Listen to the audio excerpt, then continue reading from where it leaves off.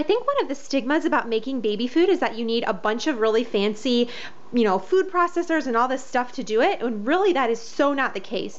All you need is a good old-fashioned blender. And you also need food storage containers. But you guys, seriously, these don't have to be fancy either.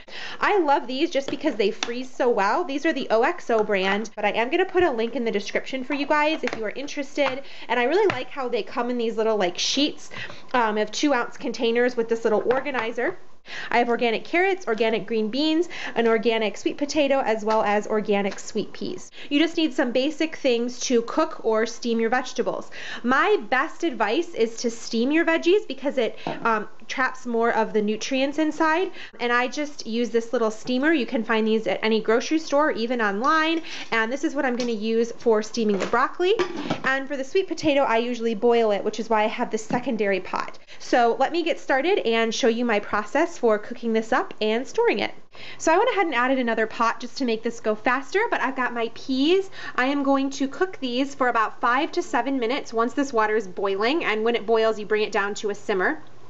And I'm going to steam these for the green beans. They're in the little steamer down below. You just put a little tiny water in the bottom of the pan, and I'm going to steam these.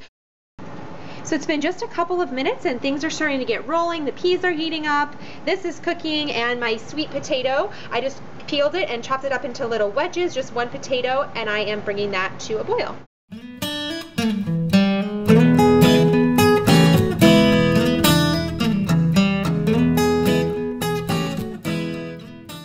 So I went ahead and peeled and chopped up the carrots, and things are progressing well over here. I brought my peas down to just a light simmer to finish cooking them. Green beans are almost done. Sweet potato is going well, and we are getting close to throwing these carrots in and starting blending. So the peas are now into the blender. Make sure you save a little bit of extra water just to pour in, and that way it's going to reserve all the nutrients because that's the water that the peas were boiled in.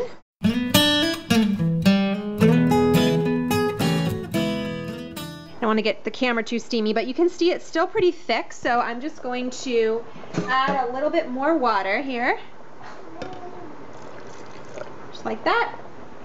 And we will put this back on liquefy.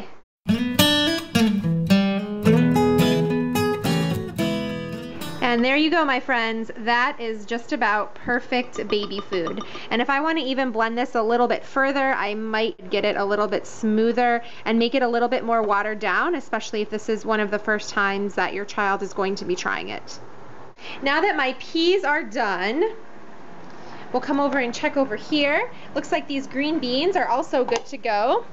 And I'm going to take these out, pop them in the blender in a second, and sweet potatoes are done, so let me take these off the heat and we'll let those sit for just a second.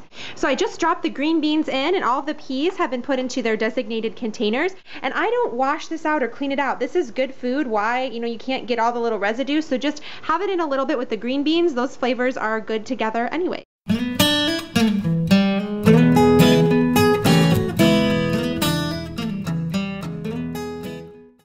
And there you go, green beans are done. So I'm just gonna put these into the containers. And I just put the sweet potato in. Again, I didn't rinse it out. It's okay that the peas and green beans mix up with a little bit of it. It'll make it good flavors. Carrots are steaming in here while I'm getting these sweet potatoes together.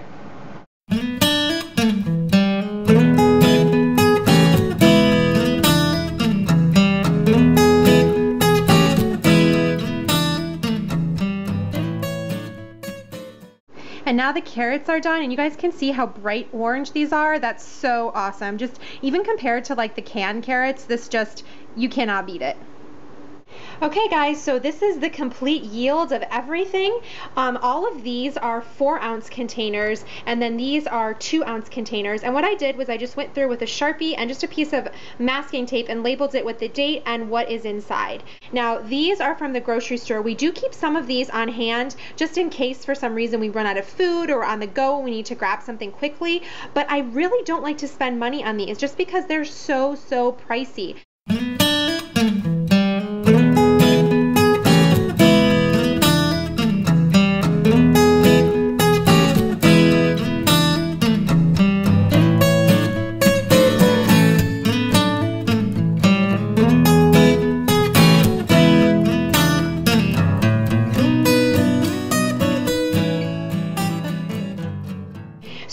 these are the peas, right? That's the color that they are. And then look at the peas that I just made. Can you guys see a difference in that? Like, these are bright green, and these carrots are bright orange. It just goes to show and makes you really think about how many more nutrients are packed into this when you're doing it yourself. So this just shows you guys how I'm storing this in the freezer. Like I said, I really love this OXO brand because it comes with these little organizer trays that you can just pull out, and then you can see exactly what you have.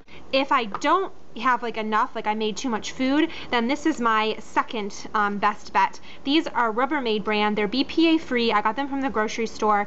That's how I store this in the freezer, and as you can see, it does not take up much real estate. I also want to show you guys this. This is another alternative. If you run out of food storage containers, you can use breast milk storage bags just as easily, and then just use a funnel to put whatever you're putting inside of it. These are organic apples, and then again, I just put the ounces on it as well as the date, and then these can just slide in almost like a little file system into your freezer. So that's another option, especially if you have extra breast milk bags. What you doing? You having fun? Are you excited to have some snacks pretty soon? You are? Well, that's good. You look happy today.